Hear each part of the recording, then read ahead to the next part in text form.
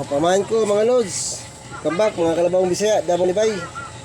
So, pamahan ko sa akong toolbox nga stainless. Sa Macau na lang mga lods. Wala pa siya guntaran mga lods ha. O, stainless sa mga lods. Tinghay guntingon. Kaning green, kaya pa guntingon. Pero kaning stainless, 50. Kung gunting na habol, akong kamot na kasulot pa yun. Tinghay guntingon mga lods. Parehas na isa nga. Makaya-kaya. Kanid, grabe yun. Dugay mahuman. Dugay ko na human mga lods. Simbol ani. Adya sunog yung stainless ba? Hindi parehas sa kulunok. So wala pa nabutangan sa mga lods ha. Muna yung forma mga lods oh.